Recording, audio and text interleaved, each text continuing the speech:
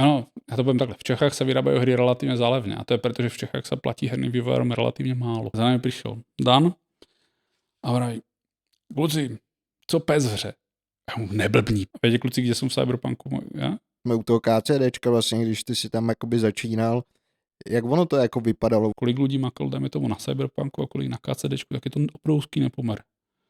Čo jsme si mohli dovolit, za kolko jsme si mohli dovolit urobit tu práci, než prostě poviem, len na Cyberpunku robilo 140 lidí, len programátory. A ty jsi věděl od začátku, že budeš chtít být u her? Nebo si nějakým způsobem studoval třeba programování jako takový a pak si se až přeorientoval na herní průmysl? Robíš 3 měsíce, robíš půl roka, vydáš verzi. Po 3 měsíce se to testuje. To se testuje 4 hodiny. A to musí být venku. Problém Kickstarteru je, že naslubuješ věci, o kterých vlastně nevíš, či ich ne, že urobíš, ale či vlastně můžeš například robit. Vím, že my jsme testovali AIčku v KCDčku, tak například ty si nemal šancu vyhrát proti 2 NPCčkám. Ta hra byla jako dost menší, než se říkalo, že bude. Modern Warfare běží na Quake 3. Je hrozně fascinující, jakože takovýhle úplná hloubka detailů toho vývoje, co všechno ty postavy vlastně jako zvládnou a to AIčko je hrozně fascinující po té jako technické stránce. Ale když to potom převedu do toho reálu, tak by mě hrozně zajímalo, kolik reálně hráčů takový detaily je schopná jako ocenit, no. Tak jo, já vás zdravím u dalšího dílu, dámy a pánové. Já jsem Dan, tohle je Petr a máme tady dneska hosta, který se vám představí a uvede vás vlastně do toho, o čem se tady dneska budeme bavit. Tak, já jsem Tomáš. Vlastně pracoval jsem na hromadu hrách v tripláčkovom biznise od Kingdom Come Deliverance, Cyberpunk až prostě Star Citizen, Modern Warfare 2, Modern Warfare 3. A keďže teraz tak nějak vyšlo KCDčko 2, tak možno by bylo zajímavé si trošku popovídat o tom, vlastně o čom to AIčko v těch hrách je a vůbec o čom hry jsou. Nový hezký biznis, nebo starý dobrý biznis, ale teraz má nový revival. Takže by bylo hezké si o tom povídat. OK. Já to rozstřelím otázkou. Podle mě jako spousta lidí někdy přemýšlela nad tím, že by dělala jakoby nějakou hru. Tu hru samozřejmě dělá jakoby víc lidí, ale jak vlastně začíná nějaká tvoje cesta jako herního vývojáře, jestli nás můžeš uvíct do té historie.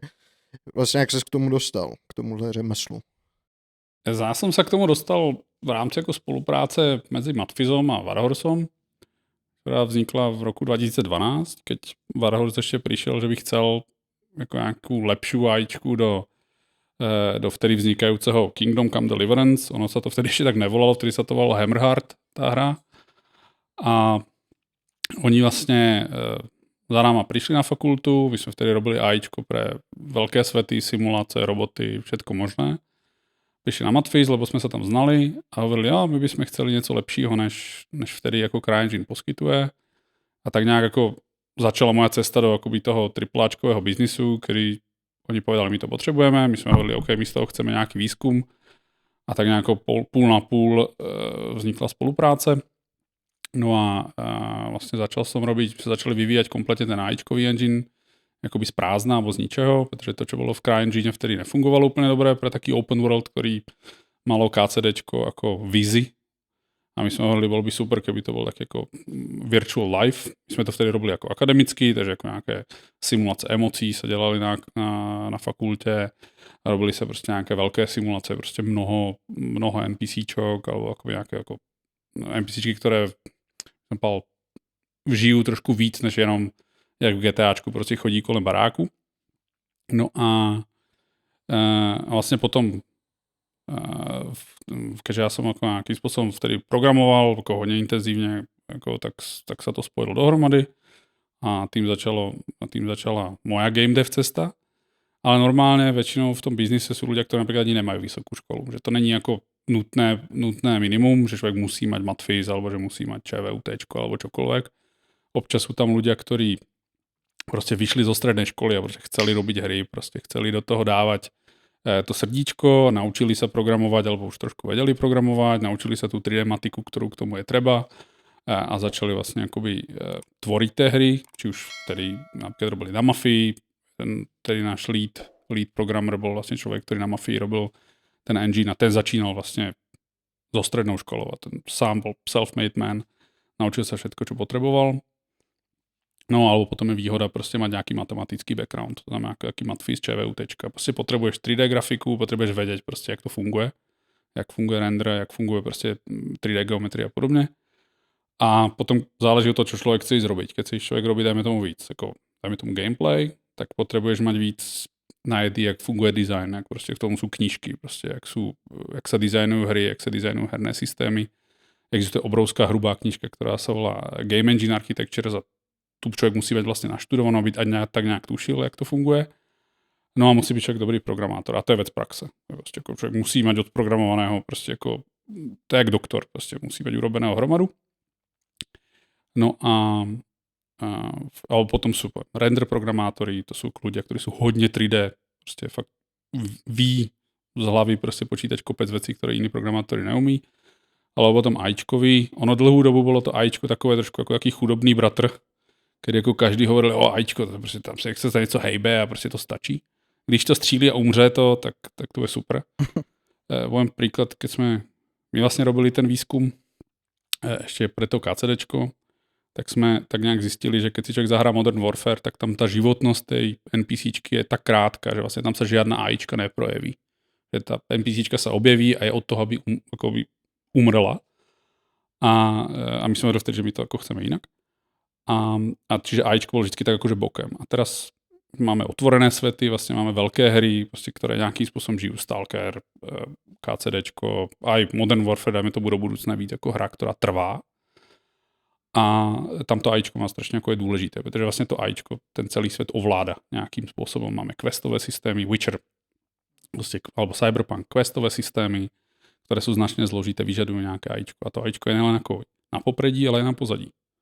Takže jakože tam my jsme vyvíjávali systémy, které overují, že jako questový systém tak nějak jako funguje. Či jako když mám prostě questový systém, která v KCDčku volá několik milion řádků len scénáru, tak tam sa môže stať, že prostě někdo něco neotestuje, alebo někdo něco prostě nastaví blbě a zrazu gameplay sa vám buď natáhne, alebo sa zkrátí. Že prostě zrazu je tam nějaká prostě, jako, keď to dám 10 milionům hráčom, tak oni tam tu zkratku najdu. A to všetko robí prostě AIčko. Tohle sú ľudia, ktorí overujú, ktorí jako programujú všetky tie systémy, aby tohle fungovalo. A to je zase celý odbor. Jako by som povedal aj akademický, keď tí ľudia musia vedieť od pathfindingu až po prostě, jak funguje plánovanie, jak fungují behaviorálne stromy. Všetky tyhle věci dohromady tí ľudia musia znát. Prostě jako, taky to není o tom, že člověk k tomu přijde prostě k slepý k barlam a že jasně, to se naučím za týždeň. No, já jsem to študoval dlho, nějakým způsobem se člověk to musí být jako schopný, a keď jsme naberali lidi, dajme tomu do týmu, tak dostávali prostě hrubé knížky, aby se naučili, prostě jako, aby věděli, jak to funguje, prostě jako ak mali nějaký akademický background. Ta matika k tomu taky je třeba, prostě také blbosti, aby člověk věděl spočítat, kam ta NPCčka má jít, jak tam má jít a podobně. No, čiže jako to je. A potom, ale aby som sa vrátil k tomu, jaká je ta cesta je skutečně, že člověk musí mať to srdíčko. To, že musí to chceť robiť. Je to umelecké. Je to strašně tohle. Takže programátor s nějakým umeleckým cítěním, alebo ani ne tak umeleckým cítěním, ale prostě s takým tým chtíčem robiť niečo, čo je umelecké dílo. No, protože vypadá to hezky, hrá sa to hezky, ľudí to baví. No, keď niekto robí bankový software, tak to nemusí nikoho, naopak by to nemalo asi nikoho baviť sa s tým hrát, ale prostě hry, to prostě jako člověk tam stráví hodin len na tom, aby prostě piluje jednu věc, aby to ľudia, aby ten kůň hezký frčel, alebo aby to hezký tam znělý zbraně, aby se to hralo dobře a tohle. A to je fakt strašně o pocitě. Takže dobrý programátor, trochu matiky a hodně velký jako zápal pro věc. Ale mě napadlo, když jsi říkal, že za váma přišli na vysokou školu a chtěli od vás jako pomoct, to je běžná praxe, když se tohle děje? Nebo je to spíš o těch kontaktech? Jde mi o to, jestli vlastně ty studia mají jako běžnou praxi, že chodí na vysoké školy nebo případně do těch oborů, kde se třeba ty lidi vychovávají k tomu, aby tohle mohli dělat a vyzobávají si ty jednotlivý jako persony. Nebo je to o tom, že se ty lidi navzájem znají a řeknou si, že tenhle je v tom dobrý, pojďte se ho vzít jako do studia, on nám pomůže s tímhle.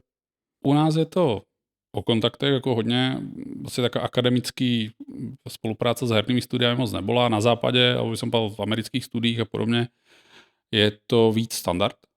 Alebo, že se oni neboja toho prostě použít ľudí, ktorí jako sú vo svojom obore dobrý, nemusí to nutně být AIčko, ale může to být, dajme tomu render. Jo? Prostě jako na západě sú aj veľké psigraf a podobně sú konference, kde ľudia z tých herných studií dávají prostě akademické papery, kde ukazují, jaký krásný render, alebo fyzikálna simulace, alebo AIčko. Čokoľvek z tohto druhu prostě do toho cpou.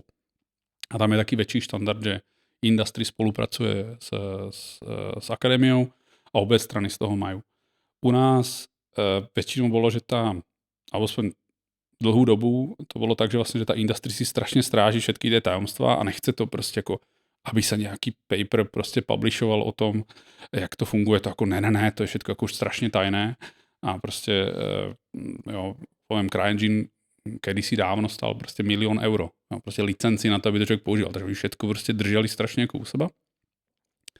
Teraz je ten svět úplně jiný. Teraz prostě jako ten svět je o hodně víc otvorený a ta spolupráce je lepší. U nás je to furt do kontaktoch. U nás je to kdo koho zná. A je to, aj ta spolupráce s Matfizom byla, protože jsme se znali na vyšších místech. Prostě jako můj vedoucí, který se znal prostě s Martinem Klímom a nějakým způsobem to dohodli a že to fungovalo. A tak. Ale poviem príklad historicky do Quakea AIčka, do Quakea 3 AIčka bola súčasťou nejakej akademickej práce. Napríklad FEAR a ich Go bol súčasť akademické práce. Tam je to takový, akože sú tomu víc otvorení. Ono hlavně u nás asi těch škol, který se tím zabývají, není moc, ne? Takže... Jako u nás vlastně je Matfiz, je ČVUTčka, na Masaryčke taky. Už sa teraz ako rodia aj také tie, by som povedal, herne orientované odbory, že sa vlastne učí víc, ako by som povedal, programátori, ktorí sú na ten herný biznis, že na Matfize kluci, keď ja som tam ešte bol, tak začínali program fakt ako vývoj počítačových her. Akože, že jak to funguje, jak fungujú prostě engine a tak.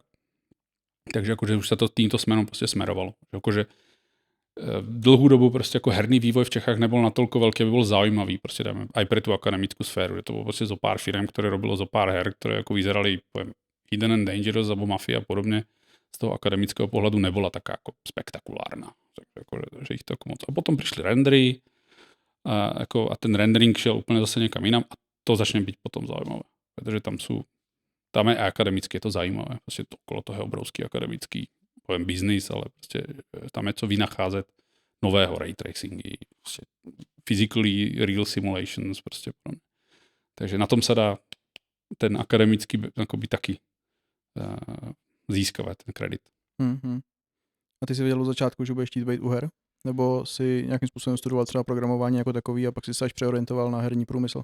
No, já jsem začínal tak, že já jsem na bakalárku svého času robil hru prostě od píky a vždycky mal rád také ty strategické hry a podobně jako Settlersy a Total Warfare a podobně. A já jsem si robil svoju jako tahovku, aj s AIčkou, já jsem vtedy dokonce zkoušel používat neuronky, ještě keď neuronky vůbec jako svět neznal, tak já jsem to vtedy používal na to, aby neuronka rozhodovala, zda zaútočí na nějakou jednotku nebo ne, prostě jsem se s tím hrál. A to byla moja bakalárka, to bylo 2005 alebo něco takovéto. A pak jsem jako v tom pokračoval. Vlastně já jsem potom pokračoval sice na operačních systémoch, ale byl jsem programátor, takže jsem prostě C++ bušil každé ráno, každý večer. Ale prostě smeroval jsem to k té AIčke, takže ten cíl tam byl. Ale my jsme skoro smerovali k robotom, jsme akoby smerovali k týmto drony, prostě takéto blbinky. A jsme chceli právě použít, dajme tomu, hernou AIčku v dronách. Jako, ještě vtedy jediný dron byl ten Air Drone, který prostě byl prvá hračka, která s tím bola, jinak nikdo to předtím skoro vůbec nerobil. Bylo to také, to začínalo to v plenkách. No a potom přišla ta příležitost s Warhorsom a vlastně jsem si palil, to jako docela dobrý jako kariéra, ale vždycky jsem mal pocit, že jsem na to příliš jako slabý, poviem to v matike alebo v programování nebo v čomkoliv. Protože vždycky to bylo tak vnímané, že to je taky jako, jak by som povedal, taky jako vysoký etalon prostě jako schopností, protože v tom hernom biznise si člověk musí skoro všetko napsat sám. A jsou to jako zložité věci a prostě musí to být rychlý a musí to být zoptimalizovaný a to je vždycky hrozně jako scary. Že prostě, že ježiš, já musím vědět úplně všetko. A je to pravda, prostě není to easy. Je to, herní programátory jsou relativně dobré uplatnitelné vlastně všude možně, protože jsou jakoby taký jack of all trades, že musí vědět vlastně všetko, protože keď tam máš PS4, což je kalkulačka trošku z roku já nevím kolik, tak zoptimalizuju na to hru, která vyzerá jak Cyberpunk. To je úplně jako bad shit crazy. A jo, KCDčko to samé, alebo jakákoliv jiná hra. Takže a tam se už fakt hraje prostě jako na maličké detaily. Tu milisekunda, tu mikrosekunda, tu prostě tohle, tu děláme tohle blbě. A a trávíš nad tím hodiny, čumíš do toho a musíš to všechno vědět a musíš to držet v hlave. Takže potom hodně herných programátorů, dajme tomu, když jich prestane bavit robiť hry, tak končí, dajme tomu, v algoritmickom tradingu, kde se zase počítá na milisekundy, protože nemáš ten čas a podobně. Jako kopec lidí končí, dajme tomu, vo vesmírnom výzkume, prostě programuje pre NASA, prostě jako tyhle roboty na Marse. Kerbal Space Program. To je super hra, jako to je jedna z zábavných her, která je super, ale zase tam je, že máš jako těch lidí, který jako vědí, dáme tomu tu fyziku, a že zase je to ale ty programátory jsou prostě, fakt je to těžký programátorský job.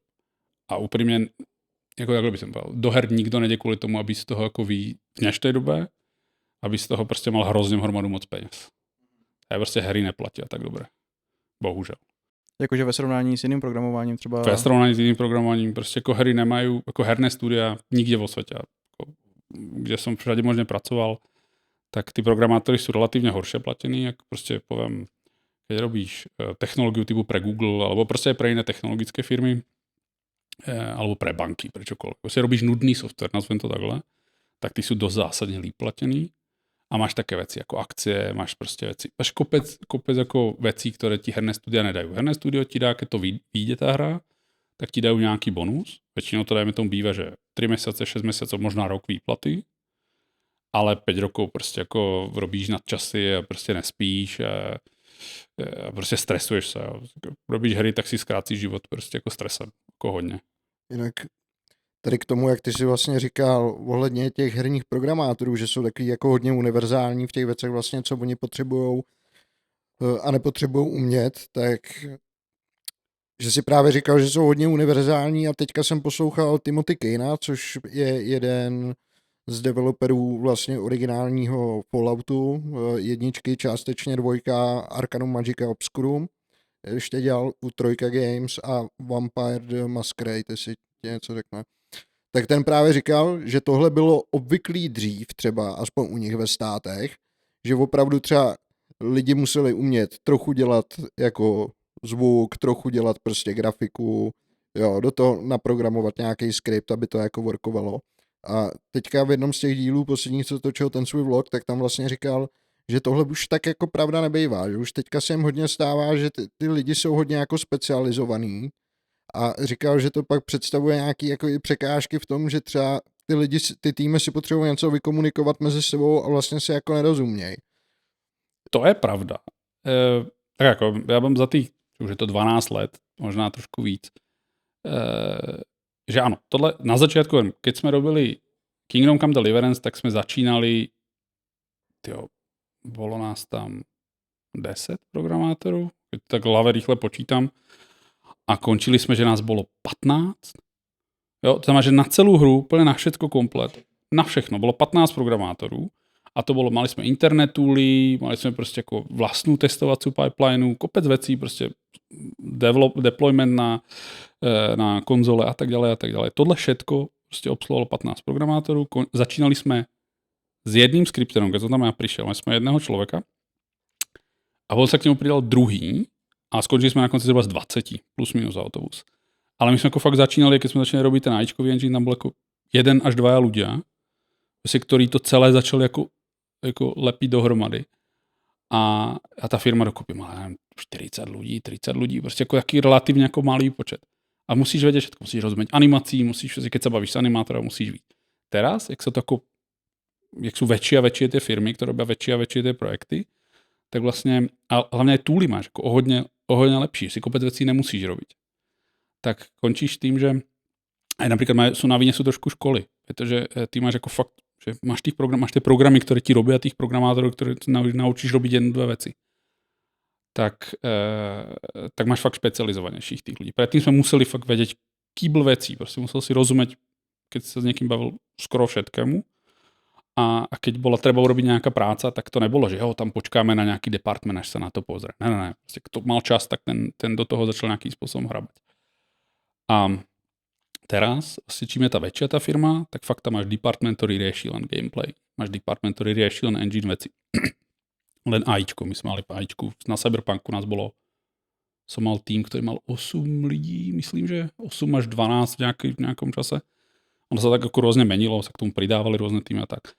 A čiže jakože vzniká tam ta špecializace. Ale a jakoby já mám pocit, ale to je zase taky ten pocit, že já jsem starý a za našich čas to bylo lepší a teď je to horší. Ale mám pocit, že aj ta kvalita tých programátorov, ktorí prichádzajú z tých škôl a podobne, je akoby slabšia. Že proste míň sa učí matiky, aj v Čechách, aj vo svete. Míň sa proste učí teórie, víc sa učí proste, aby si len vedel programovať a proste dokázal ako byť ten coding monkey a proste mlátiť to. A už takéto samostatné myslenie už tak nejak trošku ako je horšie. A tí ľudia fakt nejsú zvyknutí úplne ako si to vymysleť sami za seba. Akože pretože už aj tých riešení je hromada, takže oni sa naučia tie riešenia a za mojich časov sme mali, no jak to vyriešime. Tak to musíme vymyslet. Teraz už to není. Teraz už máš prostě veľa vecí pripravených a tí ľudia sú takový občas lenivejší mi tak príde, že, akože, že už nejaké veci fungujú, tak použijem to, čo funguje. A nepotrebujem vymyslet niečo nového. A tým vymýšľaním sa človek aj trénuje. Aby dokázal prostě ako adaptívne riešiť tie svoje problémy, riešiť tie problémy iných ľudí.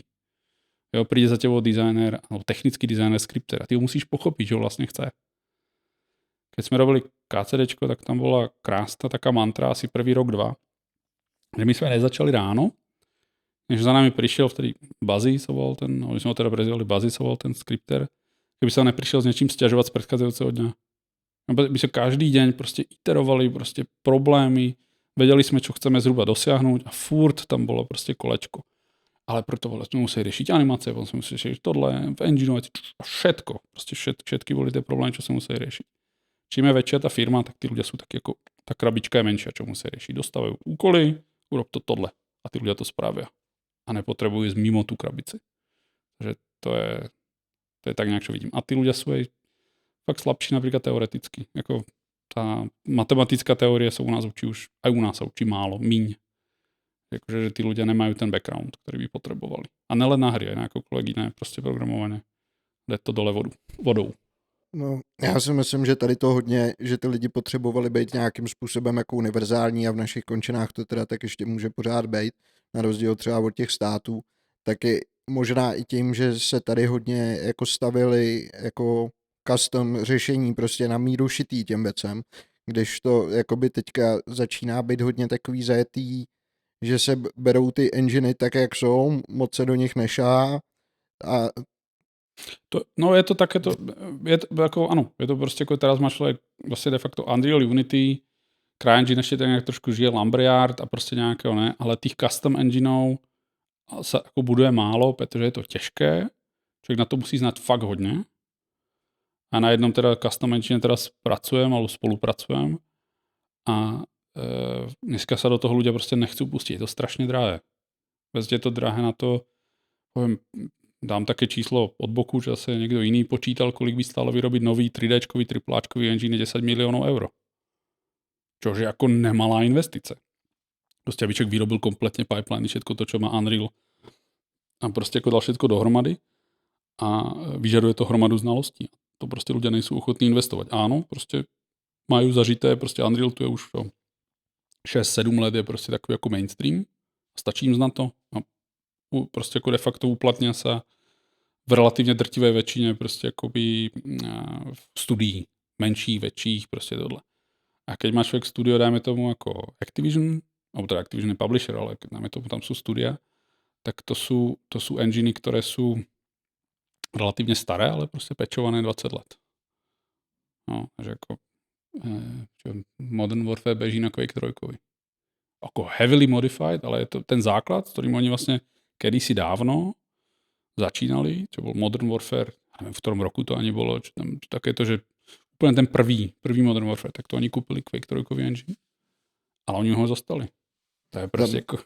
To mě zajímalo reálně, jaký bude jako technologický dluh, protože třeba kluci z Bohemky, že ho naběhli s tím svým Arma enginem po XXX letech vlastně u DayZka, když byl Daisy standalone, tak naběhli do toho technického jako dluhu, který byl pak hrozný průser, protože oni to pak museli předělat, že jo, oni z toho udělali Infusion Engine. A já mám kámoše, který programuje a my jsme tehdy chtěli udělat nějakou multiplayerovou kampaň pro jako velký počet hráčů, potřebovali jsme nějaký věci a já mu říkám, potřebovali bychom tady nějakou tabulku, co počítá skóre, když ten hráč bude stát jako v určitý oblasti A on se do toho na víkend ponořil a říká, mě to trvalo celý víkend tady to udělat prostě, protože tam A to ještě dobrý čas.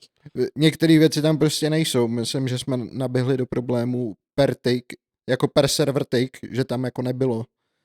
Takže to musel celý psát jako nějak od začátku a bylo to jako zajímavý. Vlastně DayZ mělo hrozně vtipný bug tady kvůli tomu, když hráč běžel po schodech, tak si mohl zlomit nohu. A bylo to kvůli tomu, že v operaci Flashpoint starý, tak když hráč běžel do kopce třeba v horách, tak byla šance, že zakopne a postava si lehla.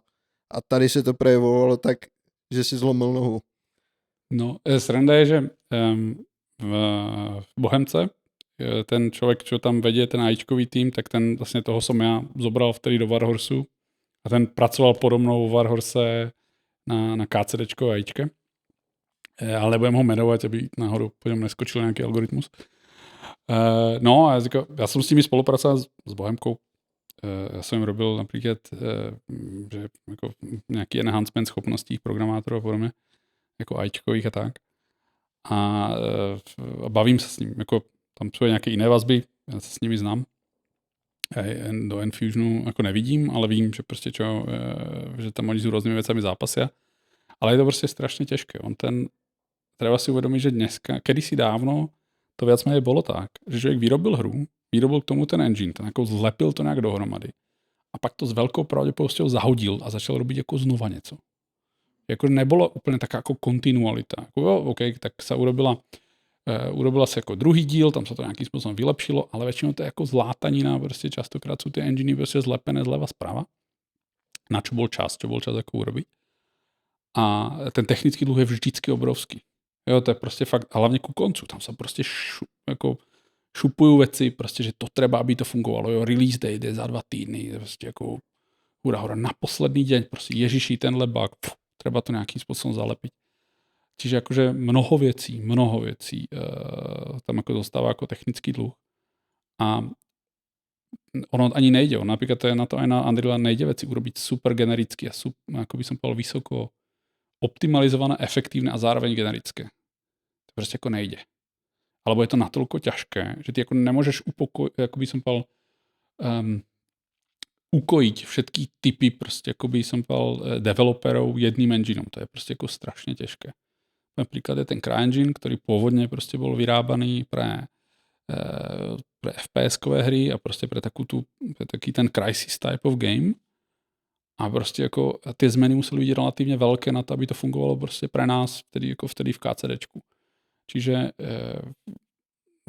čo som ti chcel povedať je to, že ten technický dluh, ktorý vzniká, je prostě vychádza z toho, pre aký účel ten engine bol vytváraný. Prostě akoby, čo si tam někdo vymyslel. A taká ta klasika je, my sme tomu hovorili if player, prostě jako, že máš v zdrojákách, prostě máš, že potřebuješ, že pre hráče něco jinak fungovalo, tak tam hodíš if player, tak udělej tohle jiného. A tohle tam je kýble vlastně v těch zdrojákách. A různě v takých jako špecifických, malých velkých detailoch, tohle prostě jdeš do kopce a hodíš si kostkou a zlomil si nohu, protože ty jdeš po schodech. A tak tohle v těch enginech je prostě tuny. A najhorší například je, že to není v enginech, ale to je v datech, které jsou v skriptoch a podobně. Nebudem hovoriť v které hře, ale prostě v jedné hře to bylo tak, že tam byly skripty, kterých se nikdo nechcel chytať. Nikdo je nechcel zmáznout, protože nevěděl, čo to rozbije. A nikdo to nechcel zkoušet. Protože to může být, že loadneš tenhle level a prostě tohle a prestane to fungovat. Tak to radši nechytejme. Nikde to nevyskakuje v žádných prostě profilingoch, nikoho to netrápí, nikomu to tam nekrešuje, tak na to nikdo prosím nešahejte. A tohle tam bylo běžné. A potom to bobtná.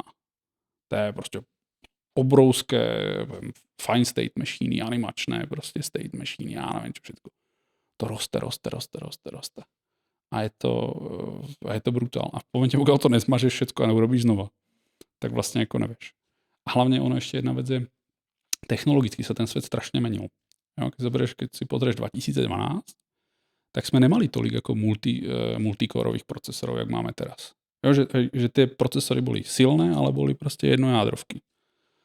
A aj ten jako multithreading nebyl tak intenzívny. To isté, keď boli Xbox 360, PS3, ta technologie fungovala jinak. Ta se potom preklopila na něco jiného a teraz PS5 je zase něco jiného. jako furt je to IA64 jako architektura, ale je to, že počet tých jader je prostě jiný, že to vyšlo do toho, aby to byl to multicore. Na to nebyly ty enginy vůbec připravené. Přišla DirectX 12, přišel Vulkan, a ty jsou jako, zase zmenila se úplně renderovací pipeline. No, zmenilo se, předtím to bylo, že vlastně, že fakt to single threaded a teraz to bylo multithreaded. Vlastně člověk jako může využít o mnoho víc výpočetného výkonu a tak dále. A to jsou také technické věci. A člověk nemůže zobrat ten engine takhle jako prepísat. Je to jako fakt těžký. A hlavně blbé je, že jak je ten Buster Keaton, tak je to, že jak on jde tím vlakom a hádže před seba ty koleje, jak taky ten klasický starý film, jak on furt jako vlastně jede vlak, on tohle je herný development prostě jak z knížky. To je vyvíjáš a den za tím to někdo už používá.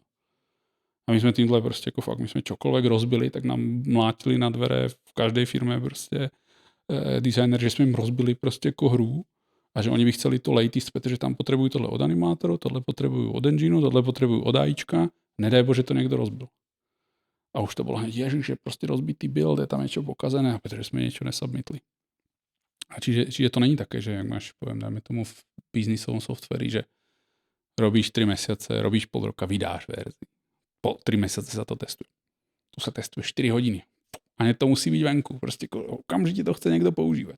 Alebo nějaký fix někde, alebo prostě tohle. Takže to je tak. Z pohledu programátora takový ty věci, že se něco vydá ideálně v early accessu nebo něco podobně a je to furt ještě nedodělaný a spousta věcí tam nefunguje jako běžná věc. Nebo spíš je to jako naprosto pochopitelný, protože se to vyvíjí tímhle způsobem, o kterém mluvíš teďka. Já bych povedal takhle. Žiadna hra sa nevydá nikdy zatiaľ. Sa nevydala bez chyb. Prostě jako vlastně de facto v těch starých časoch to bylo lepšie, protože tam člověk mohl nechal vylisovat placku a nemal to, že si můžem stiahnuť 150 gigový prostě patch na Modern Warfare, protože tam někdo urobí nějakou botu, tak to je Day Zero. Vím, že, a teraz možná budem kecať, ale či jsme to fakt spravili, alebo ne, to už je fakt hodně rokov dozadu, ale minimálně jsme to jako probírali, že placky z KCDčka vlastně byly prázdné. Že obsahovali exáč, protože ten tam musel být kvůli tomu, že byl jako digitally signed, protože ono, keď to posíláš, dajme tomu Microsoftu alebo Sony, tak oni ti vlastně tým pošleš na review, protože jak se to volá ten proces, tým pošleš prostě na akceptaci, že ta hra splňuje nějakou sadu kritérií, jako například keď zmačkneš tlačítko start, alebo čo to je na tom kontroleri, takže ta hra automaticky prepne do toho a že ti dlhšie prostě nebeží, že hra reaguje, alebo niečo sa hýbe na skríne, pokud hra robí dlhšie niečo ako 5 sekund, aby to nebylo, že zamrzlo. A tam je týchto akceptačních kritérií kýbl. A tým to pošleš a ty vlastně dostaneš naspátek, že OK nebo not OK a můžeš to několikrát urobiť a pak to stojí nějaké prachy, keď jim to tak znova posíláš. Ale oni jako platform owner vlastně chcú, aby sa ty věci, které se dostávají na tu platformu, nebyly totálně rozbité.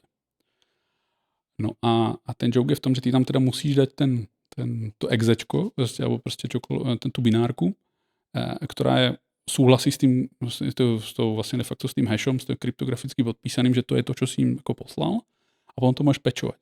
A tam asi nemusíš mít, jako skoro nic mít, by si nemusel.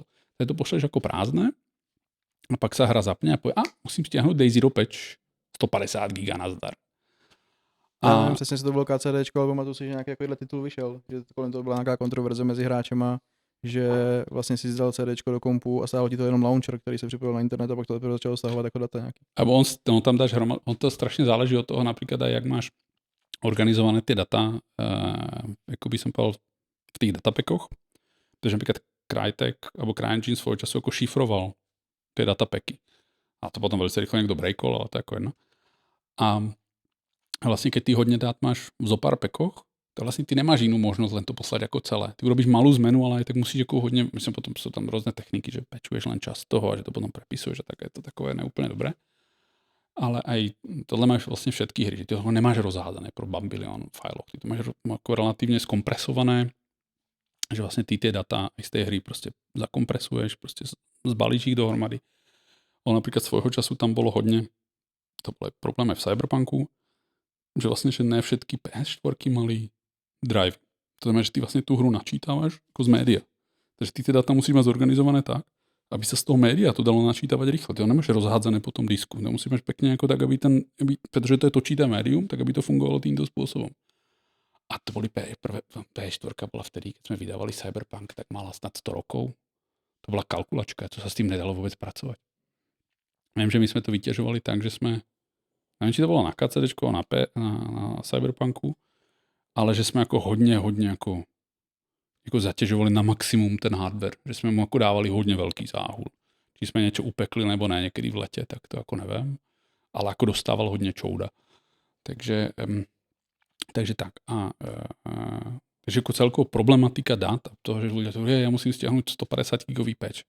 No jo, ale ta hra má 150 GB, tam člověk něco zmení a to nedej bože nějak zabalené. Je to prostě jako problém to zorganizovat. A problém patchovania, to bylo na KCDčku, že jsou strašně dlouhá diskuze, jak to robit správně, protože když člověk saveuje hru, to je taká věc, že ľudia vůbec nevidí, ale například ty saveneš hru a ten herní svět je v nějakom stave. Dajme tomu ty NPCčky jsou někde vo svých prostě behaviorálních stromoch, prostě někde. A keď ty to saveneš tak, že chceš, aby to pokračovalo konzistentně, to znamená, že jako NPCčka jde k tobě a ty to nemůžeš, prostě jako ty jsi v steltě a dajme tomu NPCčka jde, alebo stojí tam panák a ty ho jako nechceš, aby se vyresetoval prostě jako a začal zase všetko od začátku. Tak ty musíš vložit v nějakom stave. A teraz, to znamená, že ty tam neukladáš to počas kombatu. Většina her prostě keď fajtíš, tak právě kvůli tomu, že dajme tomu ten animačný stav se velice často jako těžko restoruje. Takže to nechceš ukladať. Ale to jistě platí o logike. Ta logika prostě ten panák je na nějakom patrol páfe, prostě někde něco dělá, předtím tam vyhuloval, takže už nemá cigaretu v ruce, já nevím, něco tohle. A předtím tě počul, takže tě hledá. A to na Cyberpunku, že tě hledá, jako snaží se tě najít. Keď ty to vyresetuješ, saveneš, loupneš, tak ten state musíš jako rekonstruovat, protože to nemůže být, že ten panák tě přichází, kouká, protože zvíhá se mu nějaký jako perception, ty to saveneš, loupneš a on zrazu vyresetuje, má to na nule odchádza. No, to je prostě blbost. A tohle je prostě velký problém, keď máš například právě tyhle behaviorální stromy, alebo prostě akýkoliv skript. No a ty si někde v tom skriptě ty to opečuješ. No ale teraz kam to vlastně chceš restorovat, protože ta část toho, z té logiky už tam nemusí existovat, protože nějaký skripter to hodil někam jinam. To je prostě problém na posrání, jako doslova. Takže tohle. A například fakt s takými věcami typu, že my jsme mali v Cyberpunku, že oni jako tě vidí a pak se jim zvedá nějaká prostě jako percepce, že tě tak nějak rozpoznávají, že tam vidíš, že to si ty. A aby to bylo tak, že se můžeš zamaskovat, alebo že různé jako oblečení mu to zhoršují, alebo stojíš ve stínu, nebo si ve stealthu, alebo ho můžeš ohekovat a tohle mu zhoršíš. A tohle, keď sevneš, loudneš, tak vlastně potřebuješ udržet. Takže jako to jsou jako, není to úplně jako easy peasy, spojí to, a teraz máš pečovanie, máš tohle, jako, a ty problémy se nabalují, prostě s čímkoľvek. Nedaj bože, máš, poviem, zvukový systém, poviem príklad, a ten zvukový systém je v nějaké fáze, jo, toho, že jako nějaká prostě jako taká ta akčná hudba hraje. No a jako to potřebuješ taky, že všetko tohle potřebuješ udržovat.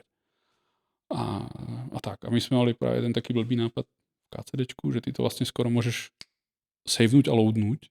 Vlastně jakoby, nechci povedať v strede konverzace, ale jako velice jako v strede. A právě s týmto pečovaním jsme mali jako strašný problém. Potom jsme to jako nějak myslím, že zjednodušili. Ale podobné problémy byly v Cyberpunku. A teraz sa to jako většinou vždycky, keď na nějaké hře robím, tak je to vždycky prostě jako člověk může saveovat len někdy, ale to vyresetujeme prostě, že toho hráče omezíme s tím, že prostě, že klasicky nemůžeš saveovat v kombatě, to prostě nikdy nejde. Nemůžeš saveovat prostě v středě dialogů, nemůžeš saveovat v středě nějaké prostě jako cutscény týchto věcí, to je takové přirodzené, ale jsou prostě fázy, kdy jako nemůžeš úplně saveovat. No, keď někoho poviem, něco prostě jako velice neprerušitelného jako robíš, to by se těžko restaurovalo. Takže to bylo. Ale to je takový jako fakt jako malý technický detail, kterého jsme jako. No je pravda, že tohle nikoho z hráčů jako rozhodně nenapadne, no. Takovýhle komplikace jsou. No tady to je třeba dobře vidět v tom Stalkerovském Half-Lifeu, protože ten ti přesně umožňuje saveovat prakticky jako kdykoliv. A pak těch problémů, který si tím jako způsobíš, když si to jako pak loadneš tu hru a byl si třeba přiblížíš se k nějakým postavičkám, jsi někde jako ve křoví, ale jako loadneš si tu hru, tak tam přesně vidíš, jak se zrestartují všechny tady ty věci a oni tě najednou jako vidějí, že jo. Takže ten Stalker třeba umožňoval ten starý, jako že si to saveneš de facto jako kdykoliv, ale pak ty věci, které si s tím způsobil, nebyly stejně dobrý, takže si pak hledal nějaký starší save a musel tu sekvenci celou jako opakovat víceméně od znova kvůli tomu. No a to je jako další problém, je, že ty vlastně jakoby, jak je to jako, ten hráč může, povím to takhle, že ten hráč a tých 10 milionů hráčů, ktorí to hrajú, tak vlastně ty môžu prísť na rôzne ako drobnosti, ktoré jako tá hra, dajme tomu, nemá pretestovaných a podobně. A to jsme si vždycky robili takovou tu srandu, že ty chceš že ty chceš jakoby skôr tým konzervatívnym spôsobom a tomu hráčovi tu hru nepokazit. Že prostě keď někomu robíš autosavey a někomu to saveneš špatný moment, tak může pokazit celou hru. Jakože on zrazu prostě má ten autosave a jinak by se musel vrátit půl hodinu dozadu a zase urobí nějakou těžkou sekvenci, protože to blbo autosave. Alebo prostě jako čokoliv tohto druhu. A čo se týká saveov, toho jsou vždycky ten najväčší strach je vlastně de facto, keď člověk pečuje tu hru, aby nerozbil ľuďom ty savey. To se nám stalo na Cyberpunku, sa to myslím, možná aj na KCDčku, že jsme nějakým ľuďom strašně rozbili savey, že jsem celou hru mohl zahodit znova.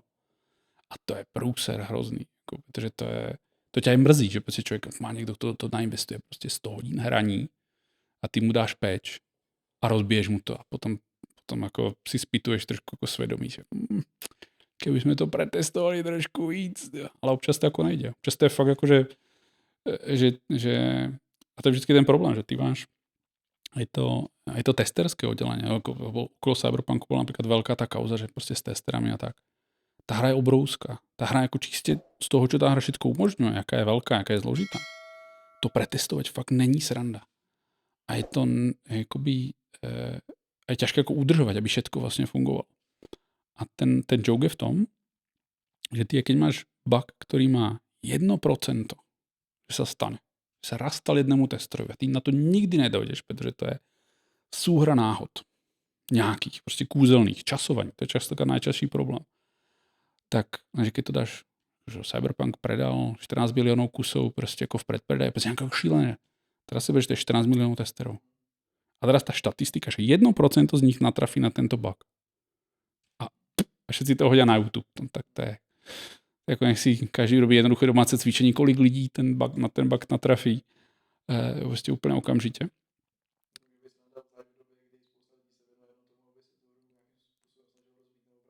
No, to je vždycky jako, to je takové, že občas, jakože jsou několik typů hráčů. A jeden z nich je skutečně takové to jako v dobách YouTube.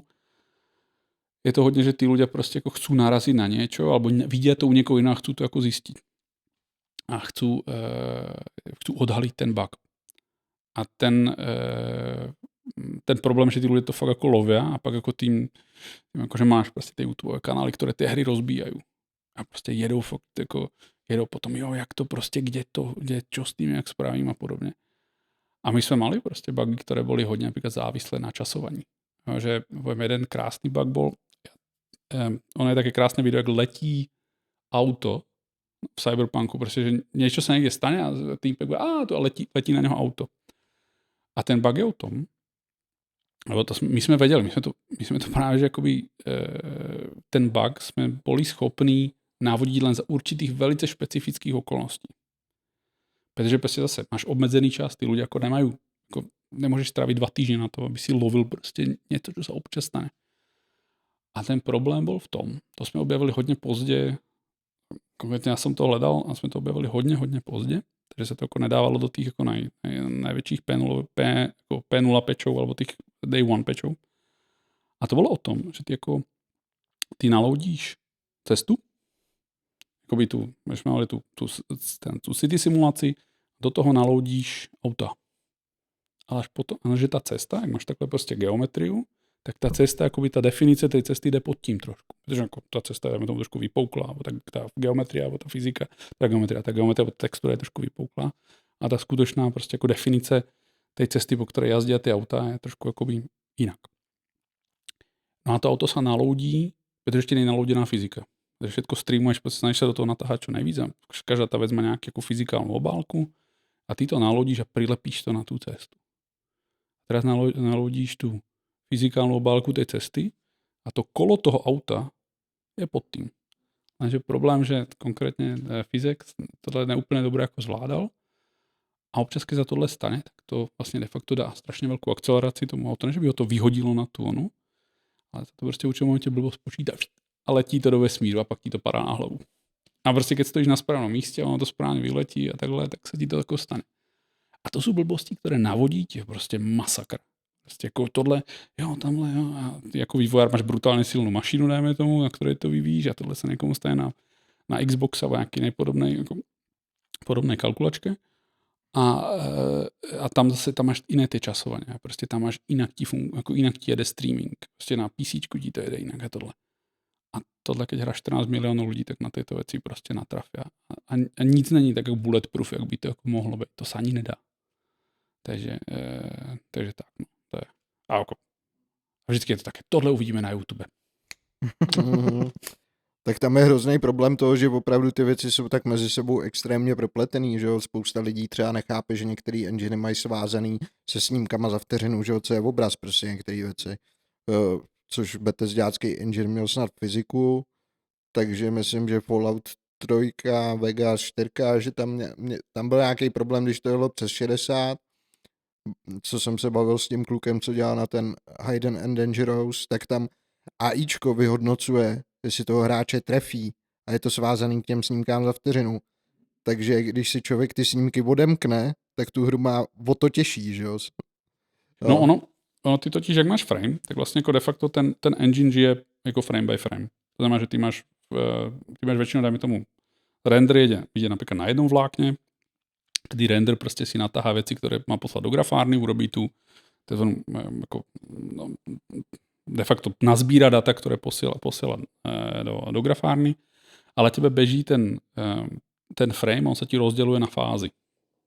Například jedna fáze je, že ty jako pozběráš data o nějakých zmenách, potom to pošleš do toho fyzikálného engineu, potom urobíš něco dalšího, potom ty data jako z toho fyzikálného engineu, který to teď spočítá, vytáhneš. A mezi tím prostě máš AIčku, máš dejme tomu tu, AIčku máš tu. Takže ta AIčka si bere, prostě minimálně robíš ty jako změny polohy, jo? Keď něco jde dopredu, tak ty si v jednom frame tu a v druhém frame si o něco dál. No a záleží od toho, kolik máš frameů, tak takovou jemnost toho pohybu máš. Příklad je hrozně pěkné povídání o tom bylo, jak robili Rocket League. Že tam myslím, že museli zdvihnout ten frame rate na 120 frameů za sekundu, aby to správně počítalo fyziku a museli tam mít nějaké věci o tom fyzikálného engineu, protože zase to jsou jako věci, které jsou jako hodně zložité, jak to robit správně a furt je to frame by frame by frame. A my jsme mali prostě jako vyhraděný prostě doslova mezi 4 procesory nebo 4 prostě jako by oné. Na Cyberpunku tam bylo, jsme mali nějaký počet milisekund, který nebudem hovoriť, ale prostě jsme tam mali vyhraděný, že v tomhle čase se počítá AIčko. Prostě v tomhle se vyhodnocuje, prostě, čo budú rozhodnutia, čo sa prostě pustí a tak ďalej. A to bylo v konkrétnej fáze prostě toho frameu. To, čo bylo predtým, to, čo bylo potom.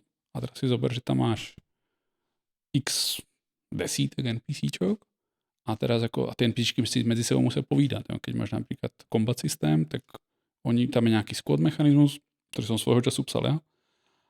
A oni si mezi sebou sdělají například data, kde ty si, my jsme mali v Cyberpunku, doufám, že teraz neporuším nějaké NDAčko, ale my jsme mali v Cyberpunku, to jsem jako já psal, že keď máš NPCčky jakoby ve squadě, tak oni mezi sebou, keď oni ťa vidia, tak oni komunikují mezi sebou, kde ťa viděli.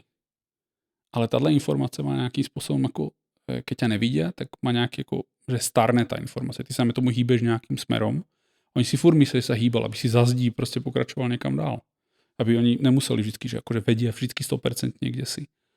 Oni tyhle informace sdělají s nějakou měrou prostě jakoby jistoty. A keď oni například, tam je taký efekt, že keď NPCčka ťa vidí, ona si to zapamätá, uloží si to vo svojom target trackingu a trackuje ťa. A keby ťa aj nevidela, tak ona nějakou dobu čeká, až skript povie, jo, teraz to jako zavolají ostatným NPCčkám. Pokud ty ju zabiješ předtým, než to rozpovie ostatným, tak oni mají starou informaci. A tohle všechno oni musí sdělat. Ale na to, aby na základě to robil nějaké výpočty, tak tyto informace musí sdělat správný moment a správným způsobem. A to jsou jako relativně jako složité věci, jak to urobiť jako dobré, aby to všetko ještě k tomu běželo správně na všetky jako vláknech a podobně. Je to jako docela jako funzís. V KCDčku jsme robili něco podobného A tam napríklad fakt NPCčky si jako myslia, oni má predstavu o tom, jako belief, kde ty sa nachádzaš. A keď ty bežíš poza zeď, tak ona si vlastne myslí, keby sa zastavil, tak ona si myslí, že budeš pokračovať. A mi tomu bude pozerať niekam, kam by ťa očakávala, že vylezeš. A podobne ako predikčné systémy, ako sme tam robili svojho času. A tak. A to, jak to zdieľajú, jak si o sebe komunikujú, jak si ako preposielajú správy, komandy a tak, že ty môžeš nebo ako squad management a podobne, že akože tam oni že tam napríklad bolo, že oni si tie NPCčky, aby si napríklad mohol, jednoduchá vec, že aby si mohol mať taký cinematic efekt, alebo to bolo v každej hre. NPCčky by ťa, keby fakt ako hrali fair a v tom počte, tak ťa rozemelú, proste nezahráš si. Proste sa rozostavia správne, niekam vlezeš, ťa strelí jedna, strelí druhá, strelí ťa zozadu do hlavy a skončil si.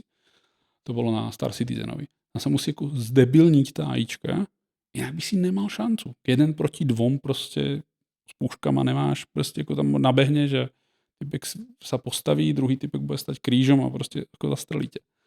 Takže napríklad sa robia také veci, že to je teraz vie na KCDčku 2, že oni útočia po jednom. Že je to ako ty máš token systém a oni vlastne si vždycky ako, že ten hráč akoby rozdáva, to bolo aj na Spider-Manovi, na čomkoľvek. A on vždycky jeden si zoberie takový token a on môže zaútočiť a potom ako niekto iný si môže zobrať token, aby na teba všetci naraz nezautočili. Pretože keby si urobil tú AIčku fakt akože realistickú, tak ťa oplúšia, rozsekajú ťa proste na cimbr, jako... To vlastně tady Far Cry je tady tím proslavený, aby to bylo jako hodně cinematický, tak když máš víc postav, který útočí na toho hráče, tak tam je vidět, že třeba jenom 2 ty AIčka budou na toho hráče vyloženě aktivně útočit, zbytek se rozestaví a i když střílej, tak je to jenom jako na vopko. Oni mají hrozně stažený aim, takže ono to lítá všude okolo a vypadá to jako dobře v té hře. Jako je to ten zážitek budovaný tomu... Je to ten power game.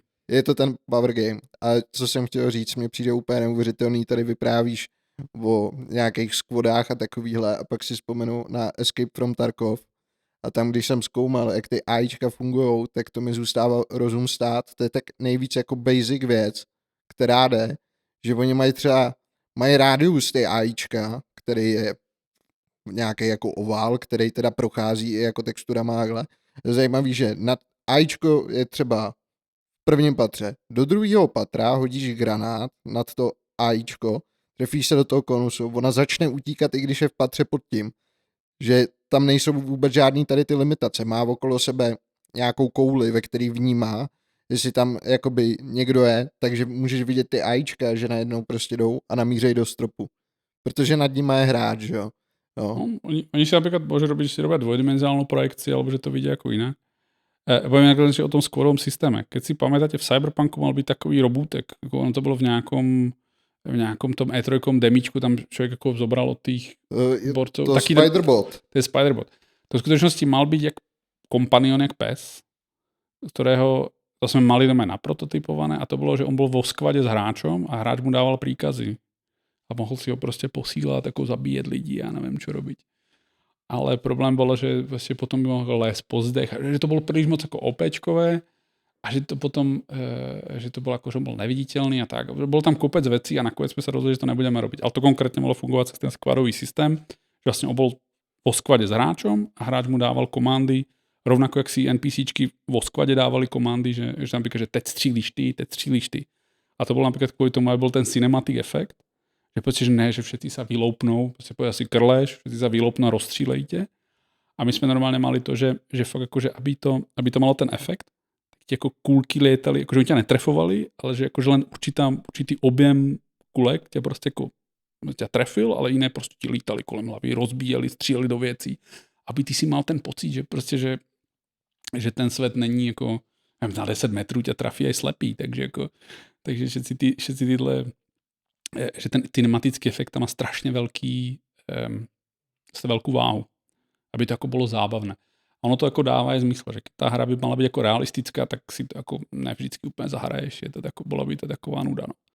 No mi to přijde hrozně fascinující, jakože takovýhle úplná hloubka detailů toho vývoje, co všechno ty postavy vlastně jako zvládnou a to AIčko je hrozně fascinující po té jako technické stránce. Ale když to potom převedu do toho reálu, tak by mě hrozně zajímalo, kolik reálně hráčů takový detaily je schopná jako ocenit, no. Ešte ono sa hovorí jedna vec. Ono sa hovorí, že keď ľudia práve AIčko nevidia a nevnímajú ho, tak sa správa správne. Keď ty jako koukáš do tej hry a ta hra sa chová tak, jak by si čekal, tak podvedomo ty vlastně jako nevnímáš žádné problémy. No tak to si prechádzam si tam vesnici a všetko sa deje tak, jak by som čekal. Alebo prostě tým městem. A v momentě, keď začnu robiť něco, čo ti jako, jak je uncanny valley, čo je jako divné, tak si to začneš všímat. Jo, prostě keď poviem taká blbost, že keď jede auto a keď brzdí, tak ty prirodzene očekávaš, že to auto sa zhoupne. Prostě jako, aj keď v ňom sedíš, alebo keď na něho koukáš. A v momentě, keď je to kostka, která to neudělá, tak ti to přijde strašně divné. A nevíš proč například. A my jsme tohle jsme strašně dlouho řešili, protože to je relativně drahá věc. Protože se to jako realisticky zhouplo a ty to nechceš vždycky počítať. Tak tam byli různé jako kluci z gameplayu, tam řešili prostě modely suspension, jako to, jak se to volá, odpružení a podobné věci. Lenže keď prostě potom máš bambilion aut, které jazdí v tom městě a tam tomu ty jezdíš a okolo těba jazdí prostě 40 aut, tak si rád, že ti jazdí prostě jako, že ti jazdí ty cihly a že tam nemusíš prostě robit, že keď to jede v rychlosti prostě do zákruty, tak to jako, no, tak se to jako zhoupne a tak ne. Takže tyhle věci a plus jako má to realistické taky jako docela velký průser. Jako aby to fakt vyzeralo jako rozumně, aby to auto prostě nedělalo prostě jako úplně nějaké brikule. A je to jako technicky je to strašně jako těžké, to je jako ono jsou to také detaily a když jako ty detaily robíš blbě, tak to všetci vidí. Když robíš jednu chybu, prostě tak to všetci prostě ti to je prostě blbě, to tam funguje špatně, ty víš, já mám 1 300 000 problémů a tohle byl prostě na položka 700 prostě jako a byli jsme rádi, že jsme to jako doklepali.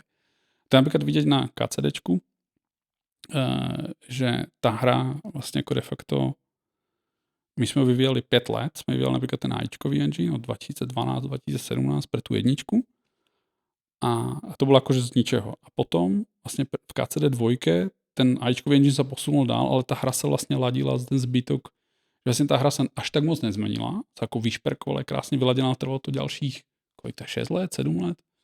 7 let. No, že oni jako kluci na té hře jako pracovali hezky, prostě jako, že ta hra je fakt hezká, ale je vidět, že prostě, že ta hra, je tam nový render, ani to vlastně de facto, keď já jsem odcházel, tak tam byl DirectX 11 a vlastně oni potom prešli na DirectX 12, protože my jsme natoľko zmenili ten engine, že jsme nemohli nabackportovat zmeny, které přišly z Cryteku v té najnovšej verzi vtedy. Takže oni tam přišli s novým renderom, prostě DirectX 12, krásné. A my jsme řekli, jo, no dobrý, ale to by bylo toľko změn. Takže to kluci potom, jeden kluk, který tam vlastně to preimplementovával. No a ta hra se jakoby jako vo velké míře jako nezmenila. Se vyladila, prostě dotáhla se jakoby všetky ty věci. No a vlastně KCD2 z tohoto pohledu se vyvíjela 12 let. Takže jako tak velký svět, tak zložité věci a furt jsou tam chyby, furt tam ľudia nachádzajú prostě bordely, furt je to jako některé věci jsou zjednodušené, aby byly hratelné. Tam jsou taky jako o tých animáčoch. Existuje něco, čemu se hovorí tenhle, jaká je ta hra, kde hráš na toho vraha v různých těch Assassin's Creed. Že máš Assassin's Creed efekt. Že vlastně, že ty NPC se ti nastavují takhle do fronty a čekají, až jich zabiješ a čekaj. A druhý joke je, ale že například, že ty máš to omezení, jako hodně lidí nevidí, že když ty například hráš FPS-kovou hru, tak ty máš relativně omezený field of view. A ty nechceš mít těch animáčů mimo ten field of view. To je za prvé, tak na čo by si jich animoval? Že vlastně je to jakože de facto zahoděné a ty na nich nemůžeš reagovat. Takže vlastně ty chceš hodně lidí nacpať pre toho hráča, aby někam koukal. No a keď máš viac NPCčok, tak je to problém. Takže ty musíš různě jako layerovat. A oni se tím musí, ten hráč se pohne, oni by se tak nějak mali hýbat s ním, jo? Prostě kone. A tohle to urobiť v relativně dynamickom prostředí, kde ti z toho chodí zase nějaké jiné NPCčky, alebo kde máš prostě jako poviem, jak hradby, alebo tohle, že máš relativně malé prostředí, tak je relativně těžká věc jako na spravenie. A největší joke byl v tom ten, že například, že keď máš animace a máš například fyzikálně uveriteľné jako kolize, dajme tomu, že sekáš mečom. A teraz si zober, taká jednoduchá blbosť, že bojuješ v baráku, který má nízký strop. A keď zobereš 2metrový meč a dáš ho nad hlavu, tak máš zhruba 2,5 metra. Takže vždycky, keby si chcel udělat z vrchu, tak škrtneš o vrch a vlastně ztratíš všetku jako silu a tím pádem jako netrafíš. Takže tam to musíš, jako tam normální člověk by za sebou nemáchal jako nad hlavou. A tohle všetko musíš do toho prostě dostat. A to už není jako prdel, protože raz máš takový strop, raz máš makový strop. To jste zaházením granátama, tak je to blbosti. To je prostě tona, čo zrazu po té AIčke člověk musí chtít, aby dokázal, jak ten člověk přirozeně, prostě ty víš, že když někam hodíš granát, tak to asi nebudeš házet prostě do takéto malé díry, že? Ale že od NPCčky to občas někdo chce. No a príklad ešte toho, my sme mali svojho času, keď sme testovali AIčku v KCDčku, tak napríklad ty si nemal šancu vyhrať proti 2 NPCčkám. Pretože ty si ich neuhnal na stamine. Oni sa furt vymieniali, ty si ustupoval, oni sa furt len vymieniali a furt tam mlátili. A furt ten jeden, prostě, než mu došla stamina, tak sa vymienil s tým druhým. A tohle len robili, ubili ťa prostě. A mohli byť totálne prostě k ničemu. Jako prostě totálne low level AIčka. Ty si prostě nedal. Prostě jako, a tohle to se tam muselo prostě různě designovo, prostě jako statami a prostě jak řešit, ale prostě jako, není to prdel vůbec takéto věci odladit. A ono jsou ještě dynamické systémy, prostě jako, že to AIčko, jak ten kombat, tak to jako není fakt jako prdel. To všetko otestovat, odladit, prostě jako s tím robit. Takže to kopec lidí nevidí a jak se to chová hezky, tak hovorí, dobrý, tak jako vypadá to fajn. A potom všetci se koncentrují na to, že kedy to nefunguje a to je prostě špatně, to je na hovno, prostě to je... Mě by zajímalo takhle, když jsme u toho KCDčka vlastně, když ty si tam jakoby začínal, jak ono to jako vypadalo? Oni už měli nějaký technologický demo, když za váma přišli postavený, nebo v jakém to bylo stavu, jakoby? No, keď ja som tam vlastne prišiel, to bolo 2012, myslím, že srpen, možná, tak oni vlastně pracovali na Vertical Slice. On to vtedy jako Bakala to financoval a vlastně riešil sa Vertical Slice. Vertical Slice je to vlastně, kedy máš nějak hru a máš tam, že to jako ukazuješ publisherom a ukazuješ, že tá hra umí tohle. Jo, a prostě tam byl jeden quest, jsem šel na koni někam, prostě nějaká cutscéna, tohle. Takže tam bylo to nějaké jazdění na koni. Všetko to je také namokované, aby ten publisher viděl vlastně, čo kupuje, nebo za čo by platil.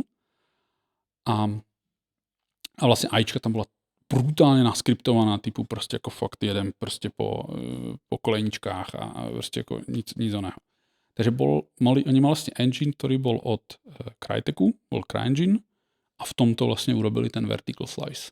Jakože že průřez tou hrou, jak to bude vypadat, prostě, že tam bude nějaký, vtedy se robil oblíkací systém, který je jako hodně sofistikovaný, který se potom ještě musel minimálně jedenkrát prepisovat, alebo hodně jako upravovat. A tam bylo jako, že fakt si mal jako vrstvy. Že se to jako, to je fakt jako hezký systém.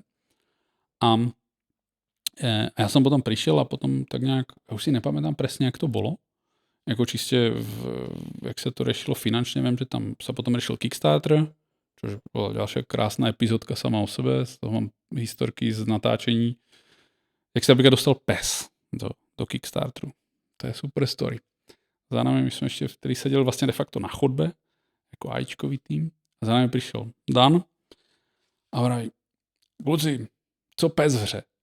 Neblbní prostě, jako už jsme radí, že zvládáme základné věci, prostě 2 roky jsme robili, to je ten engine, a rok, a že prostě jako, že ne, prostě psa prosím, ne, to je štvornohé, to je prostě navigace s tím problém, prostě jako je to malé, prostě zase, ne, nedělej to, prostě neblbni, prosím.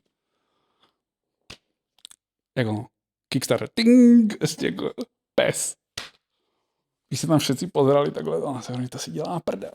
Jo, a takhle tam jako Kickstarterové jako storky boli, že prostě tam se slibovali věci, ale ta hra vtedy mala obrovský jako jak singleplayerovka, klasicky jak Witcher, prostě jako, že ľudia to chceli, protože tých hier je málo. A ona má taky jako, jak je grounded v realitě, tak to ľudia taky jako mají radí. Je to jako velice iná hra, jo, jako z tohto pohledu, což je jako super. A potom se to začalo vlastně, že jsme dostali peníze, potom jsme mali, od Bakaly jsme dostali o hodně víc peněz.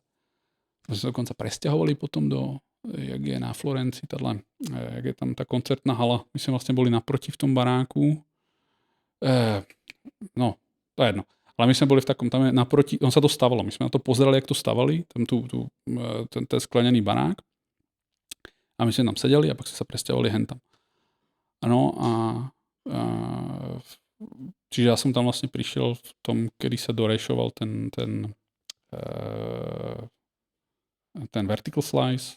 Na základě toho jsme to dokonce vyhodnocovali, čo oni vlastně budou chceť. My jsme koukali vtedy jako z fakulty na ten vertical slice, vymýšleli jsme různé scénáře.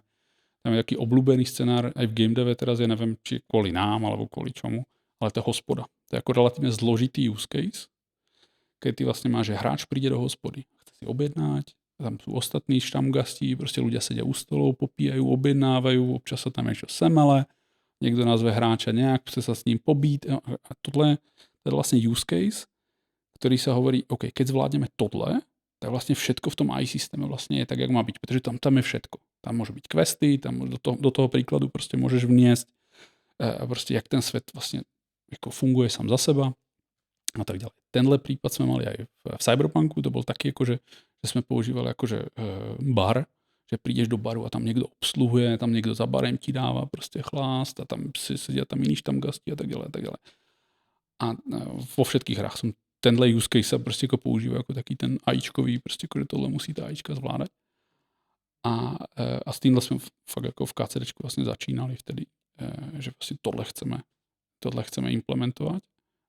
A to sme vymýšľali práve, jak bol ten vertical slice. Že tam ešte to, myslím, vtedy sa nevolal ten hrdina nijak.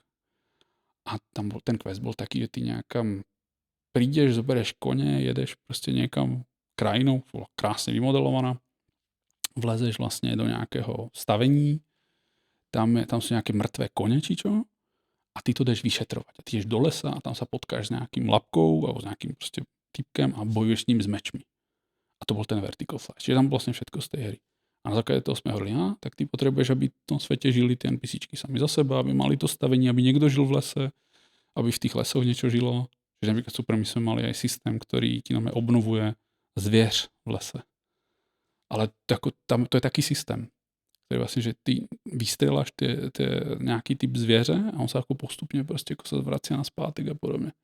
A tam myslím, že sme mali nejaké ideje, že tam máš rôzne typy zvěře a keď vystreláš jednu, tak druhá sa premnoží a to sme nikdy ako nedoriešovali. Ale napríklad mali sme umělou inteligencii v ovcích. A to bola prdel, to je jaký dobrá story. To ešte vtedy jeden skripter si našel nejakú magisterskou prácu o tom, jak fungují ovce. Že ovce v průměru prostě já nevím, urobí 3 kroky a zažere něco ze země a prostě se urobí. Prostě takéto štatistiky tam byly, prostě jak se ty ovce chovají, jak se chovají stáda, prostě, že tam jsou nějaké dynamické vlastnosti v tom stádě.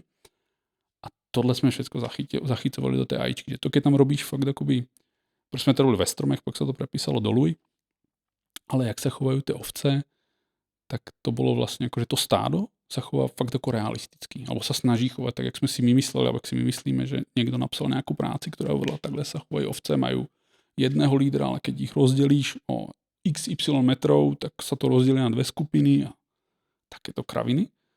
A fungovalo to, vypadalo to hezky. Je tam quest, ktorý hovorí, ako zažeň ovci na zpátek ke stádu. A to jede prostě tým, že ona ako, má nějaké, jako by som povedal, takovéhle chování. A jako funny stories z natáčení. Ale myslíš, že takovýhle detaily a takovýhle jako propracovanosti, co byly v tom KCDčku jednice, teďka i ve dvojce, jsou právě ta věc, která způsobila částečně to, že to má takový úspěch ta hra? Protože mně přijde, že to je dost atypický na herní vývoj, že i když si viděl jsem nějaký dokument o KCD jedničce, kde se třeba skenoval ten sázavský klášter, aby byl jako víceméně 1:1, tak jak opravdu vypadal. A to si myslím, že není úplně běžný na vývoji. To není úplně pravda. Príklad Assassin's Creed, okay. keď robili katedrálu, tak dokonce ty data pak použili, protože data jsou tak dobré, že keď robili teraz jako Notre Dame rekonstrukci, potom jak to zhorelo, tak použili data ze hry že oni mali natoľko presné 3D skeny, že na základě toho robili tu rekonstrukci. S tím, že tam ta realistickost je ten základ té hry. Jako, já jsem, keď jsem potom robil v CD projekte, tak alebo aj napríklad v Austrálii sú veľkí fandovia KCDčka. A tí ľudia si na tom pochvalujú to, že jak sa to chová konzistentne a realisticky, tak ti to dává, poviem príklad, že ty vylezeš z lesa a si celý od krve. Všetky NPCčky sa ťa začnú ako, že ty si ako krvavej, tohle musíš sa ísť umýť. Ale sú také ako malé drobnosti, ktoré ale tomu dodávajú taký ten, jak sůl do jídla, prostě akože pridávajú chuť. Že to není len prostě, že chodíš a mlátíš lidi po hlave, ale že môžeš chodiť a v tom svete vidíš, že sa niečo deje. Že sa cítiš, že si účastník toho sveta. A ten svet ťa učí nejakým spôsobom svoje pravidla ale že ty sa ako účastníš toho virtuálneho života, že ty môžeš chodiť za tými NPCčkami, není to, že len stoja pred barákom a kolébají sa, ako by mali ako nejaký problém v hlave, ale že ty môžeš počúvať ich rozhovory, že ty môžeš interagovať s nimi. My sme tam dokonca mali systém, to robil práve kolega z fakulty. Tam je systém, že ty vlastne môžeš nastaviť nejaké pravidlá v tom svete, ktoré, poviem to zjednodušene, že vlastne, že sú NPCčky, ktoré si tá situácia akoby chytí, aby sa dostali do dialogu. A to bude proste, že to sú nejaké pravidlá, ktoré ten dizajner môže nastaviť a povie, jo, keď budú proste jedna NPCčka, ktorá má manžela ochlastu a druhá NPCčka, ktorá nemá manžela, tak sa ako potkají a povídají si o tom, jak jeden chlastá a druhý ne. Ako zjednodušene povedané. A tohle prostě jsme do toho dávali, do toho AIčkového systému. Okolo toho dokonce máme nějaký článek někde, jako akademický. Ale my jsme do toho dávali tyhle věci, aby ten systém byl fakt jako virtuální život. A to hodně hier nerobí. To je prostě velká investice, je to velké riziko. A vtedy to bylo obrovské riziko, že oni vlastně technicky nemohli vlastně na výber, protože chceli urobiť realistickou hru, kde vlastně chodíš. Ale my jsme tam dokonce mali, to jsme jako nikdy nezrealizovali, ale že keď ty někdy urobíš to, že by si v nějaké vesnici prostě jako vypálil pole, tak nebudu mať v něj chleba. Z jaké blbosti, jakože a lidi tam budou hladovat. Ale ten svět je postavený tak, že ty tvoje činnosti mají preukázateľný dopad na to, o čem ty vlastně, ako ty NPCčky fungují, ako ten svět funguje. Ako fungují questy a tak dále a tak dále. Čiže ty nemůžeš prostě chodit len tak a robiť prostě jako vraždit lidí, prostě jako robiť blbosti. Takže že u toho ten člověk musí premýšlet a to hodně lidí prostě baví. Preto je ta hra jako podle mě taká úspěšná, protože vypadá hezky a na svou dobu fakt, preto oni zvolili vtedy CryEngine, protože ta hra vyzerá jako hezky, minimálně KCD1, vizuálně vyzerala fakt jako fantasticky. Hodně velký investment byl do toho, aby ten les vyzeral krásně, aby to znělo dobré, aby člověk se v tom cítil, že fakt jakože jako v tom lese. Jasně, prostě jako doba postupila prostě 10 let a Unreal Engine vládne kopec věcí jako možná líp, ale tohle. A druhá věc byla fakt, aby se člověk cítil v tom světě, že v tom může strávit hodiny len čumením na ten svět. Prostě, že ten svět si chodí, tam prostě ženská robí to, hentá ženská robí to, ale fakt ráno vstanu, tam je ten day cycle a s tím se vlastně vyvíjali ten engine, ten AIčkový, že vlastně, že ty NPCčky mají svůj day cycle, který je teda v jedničce jako relativně fixovaný, že prostě ráno vstanu, robí si jídlo, pak jdu do práce a tak dále a tak dále. S tím, že ty questy můžu tenhle jako day cycle různě jako pečovat, oni to můžu vkladat různě, jako že pre quest ten panák nechodí, dajme tomu večer do hospody, ale ide zbiť manželku alebo prostě něco a ty mu v tom máš zabránit. No, ona se ti bude stěžovat, že on ma bije, ale preto, aby to bylo, tak on jako začne jako mlátit, jako příklad. A vlastně my jsme ten AIčkový engine urobili, aby tohle robil, s tím, že ta teorie byla potom, že oni si budou viac jako plánovat ten svoj, jako, že čo vlastně chcú fakt, jak je v tom Stalkerovi, že čo oni chcú nějaké, mají úkoly, že čo chcú jako dosiahnuť, nějaké góly vo svém životě, alebo góly za ten den a tak dále a tak dále. Ale ty NPCčky fakt jako ráno vstanou, ležia na posteli, vstanou, idú zobudit někoho jiného, kdo je v tom baráku, idú si potom zobrať nějaké věci, aby mohli jít na pole, jedou makat na to pole, pak se vrátí naspátek, jdou chlastat a pak jdou spát. A tohle to se tam fakt děje. A pokud mu vypálíš hospody, dejme tomu, v té vesnici, aby si jako něco udělal, tak ten panák zrazu nebude chodit večer chlastat, protože nemůže. A to jsou jako, to jsem písal v dizertaci, jak tyhle věci fungují, ale to je docela zložité systémy v tom, že ty panáci skutečně jako zjistují, čo v tom světě můžu robiť. A ten svět jim poskytuje, jako jak to můžu robiť. Takže oni vlastně jako high level vlastně mají, chci do práce. A ten systém povie, OK, tak kde máš práci, ty chodíš tam na pole. Ale keď do toho světa vložíš, poviem tohle, hospodského, tak ten má práci v hospodě. A ženská, která chodí uklízit do hospody, má práci uklízení v té hospodě. Ale z high levelu oni hovorí, já ráno chodím do práce, hneď potom, jak ráno si prostě jako vstanu, omeju se, tak obleču se, pak jdu jako makat. A tak, jakože to jsou, že ten AIčkový systém je fakt, jako by som povedal, jako relativně inovatívny, jako v tom, jak napríklad sme pristupovali aj k jednej veci, že my sme mali obmedzený počet ľudí a my sme potrebovali nalopať relatívne veľký svet. A to je jako taky jako velká sila toho KCDčkového systému, že prostě, že on, keď sme prekonali určitou jako kritickou masu systémov, tak vlastně potom, oni jsou o tom docela hezké, dokonce jak to funguje. Jsou tam YouTube videa, jak to jako tam jeden z těch technických designérů, nebo toho skripterů, popisuje, jak to funguje. Jako technicky, jak to skladať v tých túloch. A ten joke je v tom, že potom človek fakt mohol povedať, tu máme vesnice, tu sú v nej ľudia, proste pripojí tí ľudí na ich baráky, pripojí tých ľudí do ich práce a celé to začne fungovať. Jako takhle sa tam potom dali už loupat prostě jako vesnice jedna za druhou a fungovalo to jako hezký out of the box. Jako sandbox v sandboxe. Takže já to sú jako technické detaily potom, jak to tak funguje, ale jako, bolo to hezké fungovalo. A v malom, jako viem, keď si porovnám, kolik ľudí makalo, dajme tomu na Cyberpunku a kolik na KCDčku, tak je to obrovský nepomer. Čo sme si mohli dovoliť, za koľko sme si mohli dovoliť urobiť tú práci, než prostě jako poviem, len na Cyberpunku robilo 140 ľudí, len programátori. Tu sme mali 12 ľudí, nebo 15. Takže akože to nepomer v tých číslech. Takže o to je to, potom zase se vraceme úplně na začiatok, to jako Jack of all, že každý musel vědět skoro všetko a nahraditeľný prostě kterýkoľvek. To bylo také to, keď někoho zrazí tramvaj, tak musí člověk vědět robiť jeho práci. Teďka napadlo, to mě určitě doplní, protože já si nepamatuju jméno té hry, ale myslím si, že Ubisoft vydával nějakou hru, která propadla nakonec a prohlásili, že stála $200 milionů. Skull and Bones. Skull and Bones, zaznamenal si to? Jo, to je to s tým pirátmi, jak tam jazdíš na těch loďkách. Jo, to je, a že Ubisoft vydává hry, které propadávají furt. Ne, to je jako v pořádku, mě spíš jako jde o tu cenu, že řekli, že to stálo $200 milionů, což je extrém asi na poli vývoju. No, ani není to takový extrém. No, já to povím takhle, v Čechách se vyrábají hry relativně zálevně a to je proto, že v Čechách se platí herním vývojárům relativně málo. Okay.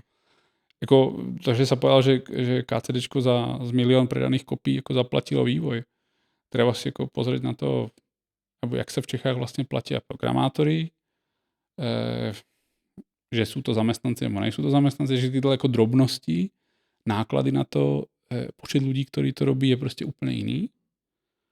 A prostě jako povím, Warhorse nemá, dajme tomu, 300 lidí, myslím, že teda. Ubisoft platíš, CD Projekt mal 1000, myslím, že keď jsme robili Cyberpunk, a to platíš prostě slečný v back officeu a prostě všetko dole máš obrovský barák a blablabla. Stojí to hromadu peněz a to se do toho taky započítává. A obrovská cena je například na tom to PR-ko.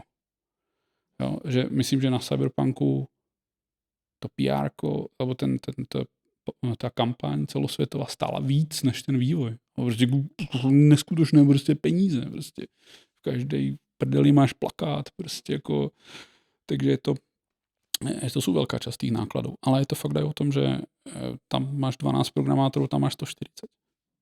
A jako ono takhle, ta krivka to efektivity není jakoby lineární, není jako 140 lidí urobí toho víc.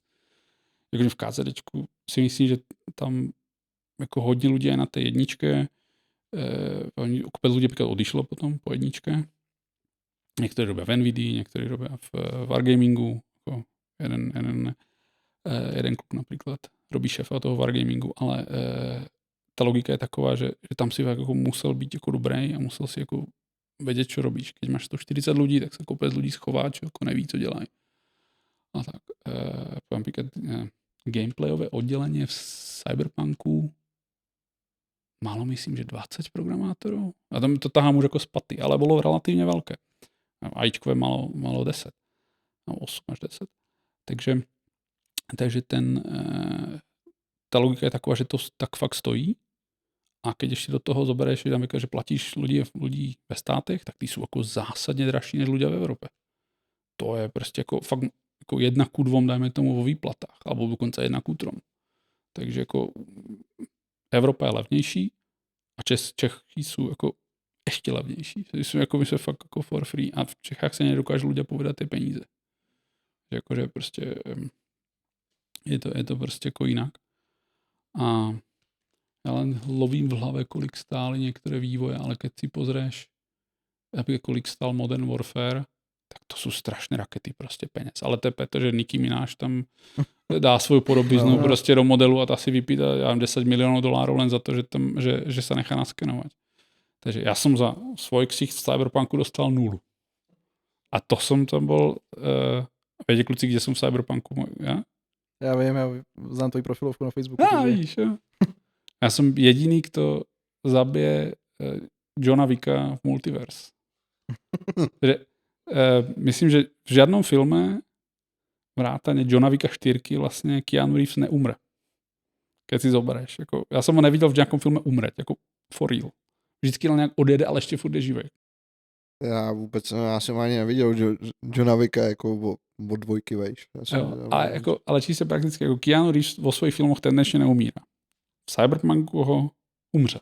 Tam je scéna, kde ten Adam Smasher přijde a prostě Johnnyho Silverhanda strelí prostě jako do faceu.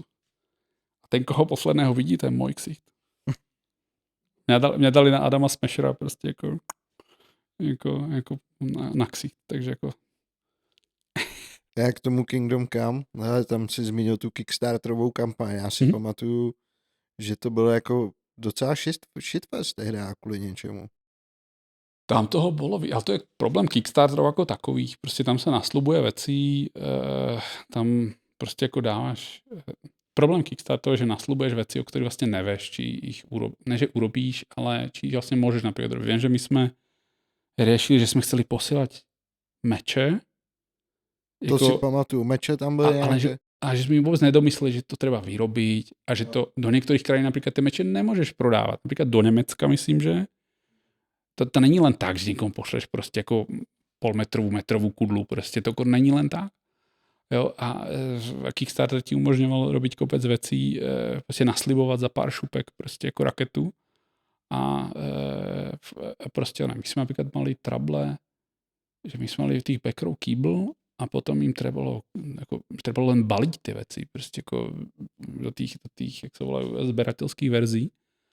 A to taky není prdel, když máš 8 000 sběratel, kolik prostě x tisíc sběratelských verzí a to zabalí, to taky není sranda. Jo, a kvalitně to vyrobit, já nevím čo, kostky ze dřeva a jako blbínky. Takže to, okolo toho bylo shitstormů několik. No, já mám pocit, že hodně lidí nadávalo jak na ten scale, že ta hra byla jako dost menší, než se říkalo, že bude. Tam teda, jako tehdy, když už jsem to viděl, že to bude na CryEngineu, říkám, tohle jako chtějí udělat na CryEngineu. Říkám, no jestli to jako zvládnou, tak to klobouk dolů. Protože to bude jako fakt dobrý, jestli se jim to povede, ale jako bylo to asi jasný, že... Jasný, takhle, ono, já to povím takhle, velká část, jako Warhorse, keď začínal, tak velká část lidí, kteří v tom robila, tam byl první herný projekt, jako tripláčkový. Tam bylo jako relativně veľa juniorských lidí. On tam bylo zo pár veteránov, ale prostě jako ľudia z mafie a tak, ktorí jako Dana poznali, ale nebylo to, že by to bylo studio prostě plné. Jak teraz, keď robíš, dajme tomu studio, alebo keď robím na nějakých projektoch, takže tam máš veteránov prostě z CD projektu s 15 letami, prostě, který vedí a fakt jako na bytík presne, prostě kolik to zabere času. A velké oči. Prostě to bylo, urobíme tohle, bude to fantastické, urobíme tam milion věcí a prostě takový design, to bude jasně, to bude jednoduché, všetko je easy. Papír snese všechno. Já si pamatuju úplně tam nějakou tu první bitvu větší v Kingdom Come, to bylo ty při Byslavice nebo něco. A to jsme ladili dlouho. No to mi bylo úplně jasný, já jsem to viděl. Tam je teda hodně jako technických kouzel, myslím zrovna tady u toho, nebo u toho hradu, že třeba lítají jako šípy a ty lítají vlastně jenom tak jako na oko ze vzduchu, že jo, okamžitě se jako desponujou a podobně. Se strašně dlouho ladili to, aby tam ty kluci v té formaci nabehli a prostě fungovalo to hezky, protože oni jsem si taky říkal. To jsem robil, velkou část toho jsem robil já, protože to vlastně funguje, tam je taký formačný systém, to je vlastně jedno, ale ten joke je v tom, že vlastně oni se tím musí, tam je most. Oni beží v 5 radách, nebo v kolika, beží k tomu mostu a pak se musí jako zcuknout a prejsť tým úzkým mostom, aby vylezli zase za tým. A tam k tomu príbiehajú nejakí týpci. Tam, ja už si nepamätám, jak to tam presne vypadá. A to je relatívne jako těžké urobiť. A fakt je tam hrozně moc fejkov. Prostě jako... Ale tam je napríklad strašně hezky vidět ten AIčkový systém, že tam ty se můžeš vkradnout do toho hradu, otráviť jim tam žrádlo, prostě urobiť kopec věcí a tým zmeníš tu bitvu. Tím jako nějakým způsobem ju zmeníš. Ale bylo tam fakt, že to má být tak jako cinematické, že prostě, že ty to jdeš, nějak vyrazíš tu bránu, pobiješ tam pár týpkov. Ale už len to, jak mě ľudia predstavují, jak vyzerají ty bitvy, je jako to, čo vidíš vo filme, tak vůbec nevyzerá. Ty ľudia většinou chodili prostě v semknutých útvarech a prostě mlátili před seba. a tam to bylo, že se tam jako rozbít mezi seba, že se tam jako bijou, že tam jako různě okolo sebe manévrují. No tak si zober, že když máš 40 týpků, alebo kolik jich tam je, proti 40 týpkům, že fakt nepamětám ty čísla. A ty okolo všetci začnou různě se párovat a manévrovat. To je prostě jako... Len to odladit, když se tam něco posere, je prostě jako... A ještě k tomu je to všechno polonáhodné. Takže jako si někdo rozhodne, že pojde doleva, doprava a teraz to navod naspátek. Tyjo, to je jako... Zrovna smrť. Ty Přibyslavice si myslím, že byly hodně velký sousto, no. To bylo těžké, no. To bylo, my si asi pamätám, že my jsme na tom hodně například zabili času na nějakých optimalizacích, protože tam máš problém, že tam animuješ strašně moc panáčkou. A to je relativně jako těžké. Jo, máš tam jako hromadu jako ajíčko, panáčci, všechno tohle dohromady. A vím, že my jsme mali dokonce prostě jako hodně dlouho jsme ladili, aby jsme, kolik vlastně zvládneme týpkou v těch scénách, prostě uanimovat, utáhnout ajíčkom, fyzikálně to utáhnout, aby to prostě jako vůbec šlapalo po tom teréně, aby se nepropadalo tyhle věci. Tohle všetko prostě jako zladit bylo jako relativně drsný. Tam například byli nějaký lučišníci, kteří po sebe střelali, že ty si mal... To bylo také, že oni jak na té druhé straně toho potoka, či čo tam bylo, taky to koryto, tak tam byli nějaký lučišníci a ty si někoho tam mal střílet lukem alebo něco takovéhohle. A už len tohle to tam prostě jako vyladit, aby to všetko jako hezky fungovalo a bylo to správně načasované a tohle. To bylo jako, bylo to hrozně, jako to si pamätám, že to jsme na tom trávili jako hodně času. Aby to vyzeralo tak cinematicky, aby to prostě nebyla aby to nebyl shitstorm. Jako, no, že... To byl pak i ten Vraník nebo něco takového na konci hry, ten tábor té žoldnéřské armády, tak to bylo taky takový hodně cinematický, jakože ona je to jo, to byla ta nočná? Noc. Ale tam to bylo jako dobrý, že jako ta hra hodně chtěla jako koukej se sem, tady se jako dějou věci a hlavně se nesmíš otočit. Neotáčí se, no. No to bylo také hodně, jako, jak bych jsem povedal, vyloděně v Normandii. Že vlastně, že ti zaveli a ty tam bežíš, tam lítají ty ohňové věci, je to tak jako scénické, potom tam prejdeš, bojuješ tam na těch rampartoch, tam chvilku odbojuješ, potom bežíš někam a pak vyrážeš nějakou bránu a tam to jako hasne. A my jsme například hodně museli omezovat, kam se například ty enemáči můžou jako hejbat, aby ty si nemohl vytáhnout polovicu té armády někam ven. A bylo to takové, jako hodně jako to bylo jako na fest naskriptěné, že prostě, že keď ty jako odbehneš někam dál, tak oni vlastně poumírají, myslím, že já už nepamětám si, ale byly tam jako takové jako hodně failsafey a je to takové jako, že fakt, že musíš robit tohle, pak musíš robit tohle, pak musíš robit tohle a pak tam přijdou 4 týpci a vyrazí bránu. A to je strašná pravda, že to, že přijdou 4 týpci a spolu zdvihnou brvno, je relativně netriviálna věc. Protože ty jich musíš tam dostat, oni se musí zosynchronizovat, že zahrají rovnakou animaci, aby to nevyzeralo, že dva drží a pak se to jako naskočí a pak jako spolu jako vyrážejí bránu a to jako, ono se to nezdá, ale je to relativně jako netriviálna věc to jako odladit. My jsme to robili prvýkrát v životě, že jako, myslím jako ty programátory tam v tom ičkom tým byli všetci do školy, že? A na rovinu já si myslím, že spousta lidí si to jako opravdu tady těch věcí nevšimne. Mě baví se v těch hrách jako piplat, jako do detailu. Takže když jsem zapnul 2 a je tam hned ten úvod na tom hradě, jako je v obležení, tak první bylo, když jsem viděl šípy, tak jsem si řekl, odkaď letí, že otočil jsem se a tam nikdo není, jako v tom směru. Jako... Já jsem 2 nehrál, já se přiznám, že 2 jsem nehrál, nemám to, ani 1 jsem nehrál. Já hry, které dělám, nehraju. To se nedá. Pak je tam přepadení, kdy oni střílejí ze skal nějaký lapkové po tobě a tam jako je to dělaný tak, že ty musíš... Ale no spoilers. Jo, musíš ochránit jako postavu, aby udržela naživu. No, a vzhledem k tomu, že já jsem byl přelevlený tady asi tak o 3násobek, než ta hra chtěla, tak já jsem všechny pobil a postřelil jsem všechny ty střelce kuší, že jo. No, a teďka tam je jako postava, která je naskriptovaná, že umře a tam nikdo není, tam bylo jak v Márnici, že jo. A najednou koukám a on ještě, že jsi mě zachránil, teď se zvedá a slyšíš výstřel a on padne dolů, ne. Já jsem se rozhlídl a říkám, no tak kluci, mohli jste sem dát aspoň jako střelce ve křoví nebo něco. Jako ono to je to, že ten problém je v tom, že například KCDčko je, to je jako fun fact je, že to je hodně singleplayerová hra, je to akoby story-driven game se tomu hovorí, že prostě fakt jedeš podle toho scénáře. Prostě máš v scénáři máš napísané, hráč přijde sem, udělá tohle, začne svatba. Příklad. A my jsme měli jeden bug, že nám scénáristi nebo skriptery nám vrátili prostě jako, že no, že tu prostě jako tohle zmačkne a udělám tohle a nic se neděje. A my hrajeme, no má začít svatba. Všetci jsou na poli. Kým se vrátí, aby byla svatba, to chvilku trvá. A my jsme jako tohle, že jako aby do toho designu bylo jako taká ta realistickost. To jako není prdel. Jako kopec her fakt zase urobí, že prostě zatmění, rozetmění a máš tohle. A len ten joke je v tom, že keď máš tu hru, která je zároveň sandbox a zároveň jako story driven, tak je to jako, musíš to relativně jako dobre skloubit dohromady. Povím jiný příklad. V té hře beží rychlejší čas. No, ty máš, myslím, že jeden den trvá 2 hodiny. Máš jako 1:2. 2 hodiny jsou za jeden den, takže máš 1:10. Blbé je, ale keď ty NPCčky chodí normálnou rychlostí, tak oni dojdou na pole a na zpátek kvůli tým vzdálenostem, tak za 2 dní. Takže takéto blbosti tam jsou jako problém, které musí se nějakým způsobem uchopit. A potom u některých případů ten čas plyne, potom čas neplyne, protože například máš některé questy, které vlastně zastaví ten, jakoby to sluníčko, ty, aby si mohl robiť tie questy a prostě a tak. Že tam jsou jako také různé jako by som povedal, nereálie.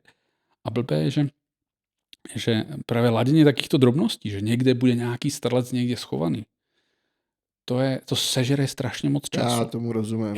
Je to strašně expenziv na čas a na lidi, protože to musíš odladit. Keď tam dáš šíp, který vyletí z prázdna, ten dotyčný padne, tak to je takhle. To je jedna krabička v behavior tree alebo jedna line skriptu alebo čokoľvek a prostě mrtev. Dobře.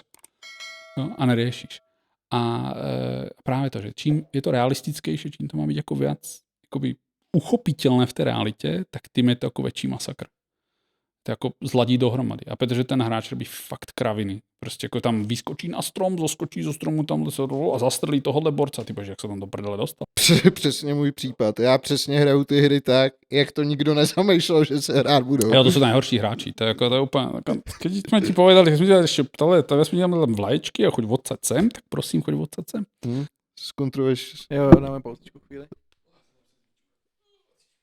My dáme teda technickou pauzu.